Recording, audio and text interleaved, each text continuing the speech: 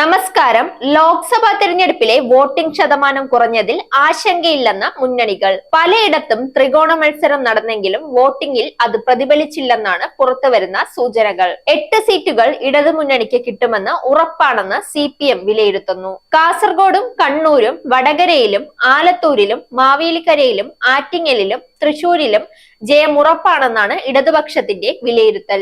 BJP account തുറക്കില്ലെന്നും CPM നേതാക്കൾ പറയുന്നു. എന്നാൽ 20ലും ജയിക്കുമെന്നാണ് UDFന്റെ ആത്മവിശ്വാസം.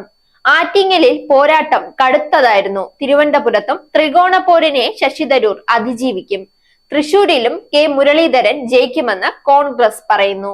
ലീഗ് കോട്ടകൾക്ക് ഇളക്കമുണ്ടാകില്ല. ഇതിനൊപ്പം വടകരയിലും കണ്ണൂരിലും കാസർഗോഡും ജയിക്കുമെന്നാണ് കോൺഗ്രസ് വിലയിരുത്തൽ.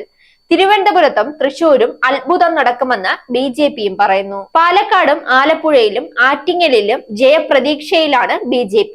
പോളിംഗ് ശതമാനം കുറഞ്ഞത് BJPയെ ആശങ്കയിലാക്കുന്നുണ്ട്.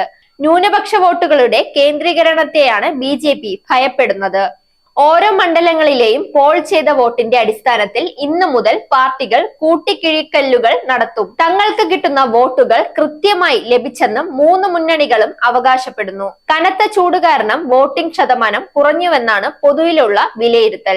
2019 രേഖപ്പെടുത്തിയ 77.51% പോളിംഗ് ഇത്തവണ 70.22% കുറഞ്ഞു.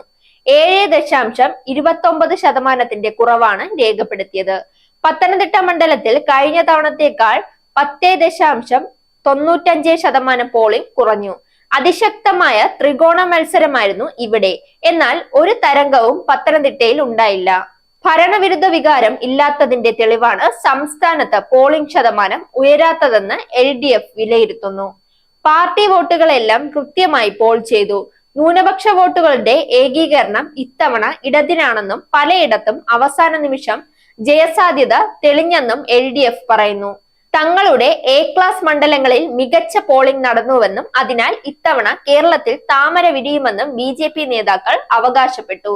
മോദിക്കും പിണറായിക്കും എതിരെയുള്ള വിധിയെഴുത്താണ് നടന്നതെന്നും 20 സീറ്റിലും വിജയിക്കുമെന്ന് UDF നേതൃത്വം പറയുന്നു.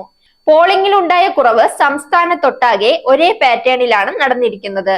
ഇത് ആർക്ക് ദോഷമാകുമെന്നറിയാൻ ജൂൺ 4 വരെ കാത്തിരിക്കണം. സാധാരണ നിലയിൽ പോളിംഗ് കുറയുന്നത് ഇടതിനാണ് കരുത്താകാറുള്ളത്. ഇതാണ് CPM ആത്മവിശ്വാസം ഉയരാൻ കാരണം. സംഘടനാ കരുത്തിൽ ഇത്തവണ ലോക്സഭയിൽ നേട്ടമുണ്ടാകുമെന്നാണ് CPM വിലയിരുത്തൽ. Zag news, Thiruvananthapuram. നേരിന്റെ വാർത്തകൾ നിങ്ങളുടെ വിരൽത്തുമ്പിലെത്താനായി സാഗ് ന്യൂസ് ചാനൽ സബ്സ്ക്രൈബ് ചെയ്തും ഷെയർ ചെയ്തും ഒരു ശരിയായ മാധ്യമ നിലപാടിന് പോകാൻ ഞങ്ങൾ നിങ്ങളെ ക്ഷണിക്കുന്നു.